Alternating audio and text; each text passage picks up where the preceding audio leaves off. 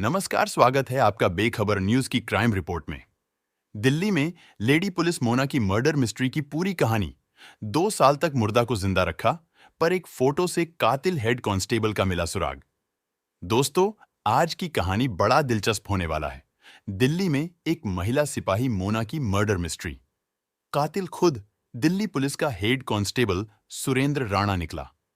कत्ल के बाद बनाई ऐसी कहानी की जांच करने वाली पुलिस खुद ही उसमें उलझ गई। आखिर क्यों एक पुलिस वाले ने महिला पुलिस का कत्ल किया? एक पुलिस वाला 2 साल तक एक मुर्दा को जिंदा बनाने के लिए गजब की कहानी बनाता रहा। वो महिला सिपाही मर चुकी थी, लेकिन उसकी आवाज में ऑडियो कहानी अब भी उसके घर वालों को पहुंचाई जाती थी। वो मर चुकी थी, लेकिन फिर भी उसे कोरोना की वैक्सीन भी लगाई गई। वो मर चुकी थी, लेकिन पहाड़ों की वादियों में घूमती मिलती थी और होटल में रुकती थी। आखिर ये सब कैसे होता था? इसके पीछे आखिर कौन सी रियल कहानी बनाई जाती थी? पूरी कहानी जानेंगे तो बड़ी से बड़ी फिल्मी मर्डर मिस्ट्री की कहानी भी इसके सामने फेल नजर आएगी। मगर इस मिस्ट्री में एक फोटो कैसे कातिल का सुराग दे दिया? आइए जानते हैं दिल्ली पुलिस के एक हेड कांस्टेबल के कातिल बनने की पूरी कहानी। ये कहानी है दिल्ली पुलिस की लेडी कांस्टेबल मोना यादव और दिल्ली पुलिस के ही हेड कांस्टेबल सुरेंद्र राणा की। बुलंदशहर की मोना यादव ने 2014 में दिल्ली पुलिस ज्वाइन किया था बतौर कांस्टेबल। इससे 2 साल पहले 2012 में सुरेंद्र सिंह राणा ने दिल्ली पुलिस ज्वाइन किया था। सुरेंद्र पीसीआर वैन का ड्राइवर हुआ करता था। बाद में सुरेंद्र और मोना की तैनाती पुलिस कंट्रोल रूम में हो गई और यहीं दोनों की पहली मुलाकात हुई। धीरे धीरे मुलाकात दोस्ती में बदल गई। मोना पढ़ने लिखने में बेहद तेज थी। उसका सपना आईपीएस अफसर बनने का था। ड्यूटी के बाद वो लगातार यूपीएससी की तैयारी भी किया करती थी। इसी तैयारी के दौरान उसने यूपी पुलिस की भी परीक्षा दी। परीक्षा में पास कर वो सीधे सब इंस्पेक्टर बन गई। सब इंस्पेक्टर बनते ही मोना ने दिल्ली पुलिस से इस्तीफा दे दिया, लेकिन उसने यूपी पुलिस ज्वाइन करने की बजाय यूपीएससी की तैयारी करने का फैसला किया। इसी तैयारी के लिए अब मुखर्जी नगर में एक पीजी में रहने लगी। तैयारी की वजह से अब सुरेंद्र और मोना में कम मुलाकात हुआ करती थी। मोना अपना सारा ध्यान पढ़ाई में लगा रही थी। उधर मोना के सब इंस्पेक्टर बनने और फिर उसकी यूपीएससी की तैयारी के चलते अब परेशान रहने लगा था। मोना की तैयारी को देखते हुए उसे लगने लगा था कि वो पक्का आईपीएस अफसर बनेगी। इसीलिए अब मोना पर शादी के लिए दबाव डालने लगा। हालांकि वो खुद पहले से शादीशुदा था। मोना लगातार शादी से इनकार कर रही थी। उसका पूरा लक्ष्य यूपीएससी के इम्तिहान पर था। 8 सितंबर 2021 को सुरेंद्र और मोना में शादी की बात को लेकर एक बार फिर झगड़ा हुआ। तब दोनों सुरेंद्र की कार में थे। झगड़े के दौरान सुरेंद्र अपनी कार बुराड़ी की तरफ ले गया। वो खुद अलीपुर रहता था। बुराड़ी में पुश्ते के करीब एक सुनसान जगह पर गाड़ी रोककर उसने गुस्से में मोना का गला दबा दिया। कार में ही मोना की मौत हो गई। कत्ल के बाद उसने उसी पुश्ता इलाके की इसी गंदे नाले में मोना की लाश डाल दी। तब इस नाले में इतना पानी नहीं था। उसने लाश डालने के बाद उस पर मिट्टी डाली और फिर वजनी पत्थर रख दिए। मगर इससे पहले वो मोना के मोबाइल, उसका आधार कार्ड, उसका एटीएम, सब कुछ अपने पास रख लिया। इधर वारदात के कई दिनों बाद तक जब घर वालों की मोना से बात नहीं हुई, तो उन्होंने मोना को ढूंढना शुरू किया। चूंकि हेड कांस्टेबल सुरेंद्र कई बार मोना के घर भी जा चुका था, इसलिए उसके घर वाले उसे जानते थे। ऊपर से वो पुलिस वाला था, तो मोना के घर वालों ने सुरेंद्र से ही मोना को ढूंढने की गुजारिश की। इसके बाद खुद सुरेंद्र मोना के घर वालों के साथ मुखर्जी नगर थाने गया। वहां उसने मोना की गुमशुदगी की रिपोर्ट लिखाई। इतना ही नहीं, घर वालों को यकीन दिलाने के लिए वो दिल्ली पुलिस के आला अफसरों के पास भी मोना के घर वालों को लेकर गया। लेकिन मोना का कोई पता नहीं चल रहा था।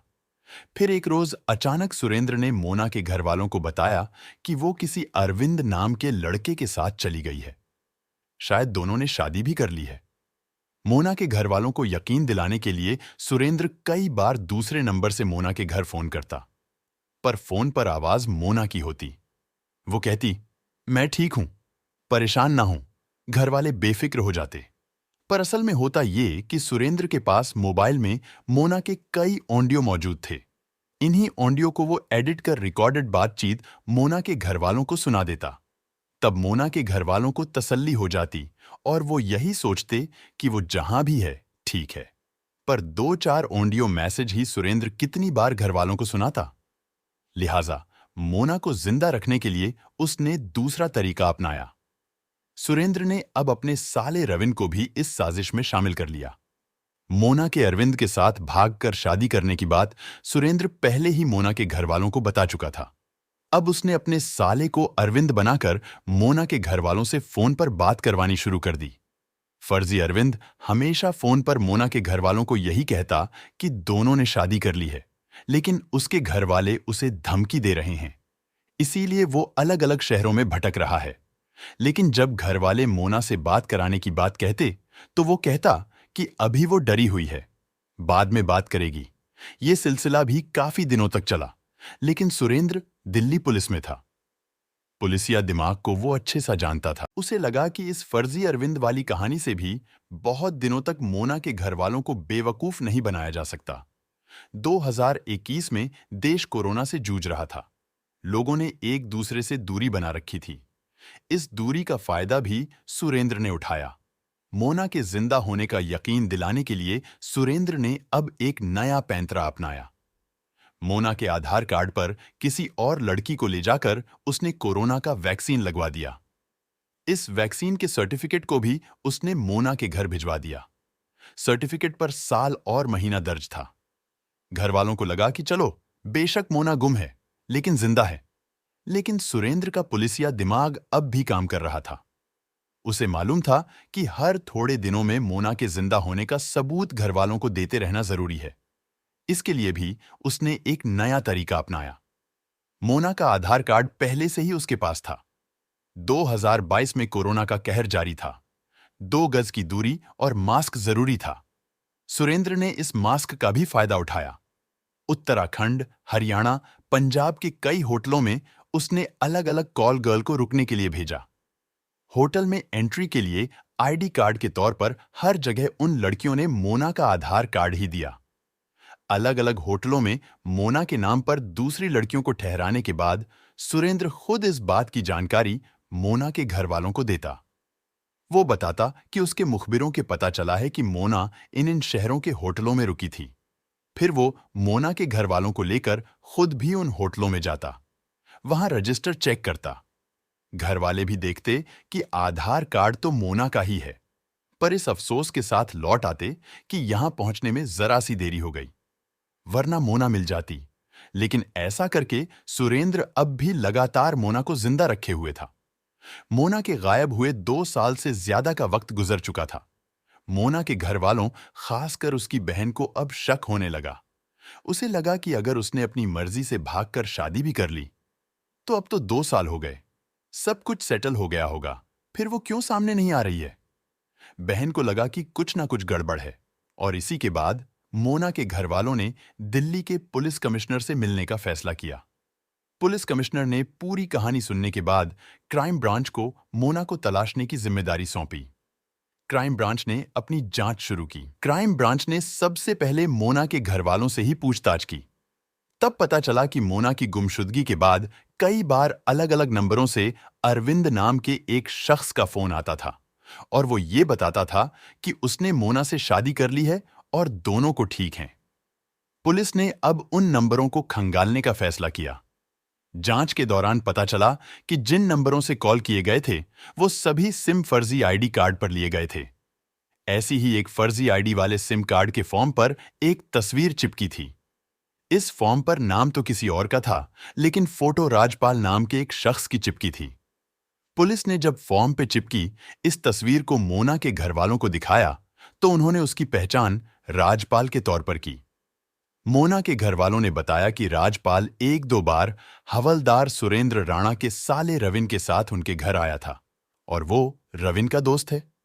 ये पता चलते ही पुलिस ने सबसे पहले राजपाल को दबोचा, फिर राजपाल के बाद सुरेंद्र के साले रविन को। अब इन दोनों से जब पूछताछ हुई तो थोड़ी ही देर में दोनों टूट गए। दोनों ने कहा कि उनकी कोई गलती नहीं है, उन्होंने कोई कत्ल नहीं किया है, ये सब कुछ सुरेंद्र ने किया है। पहली बार इन दोनों ने ही बताया कि जिस मोना को 2 साल से खुद सुरेंद्र और दिल्ली पुलिस ढूंढ रही है, वो तो 2 साल पहले ही मर चुकी है। उसका कत्ल किसी और ने नहीं, बल्कि खुद सुरेंद्र ने किया है। इन दोनों के खुलासे के बाद अब दिल्ली पुलिस अपने ही महकमे के हेड कांस्टेबल यानी हवलदार सुरेंद्र सिंह राणा को गिरफ्तार करती है। सुरेंद्र का साला और साले का दोस्त राजपाल पहले ही कहानी उगल चुके थे। अब सुरेंद्र की बारी थी।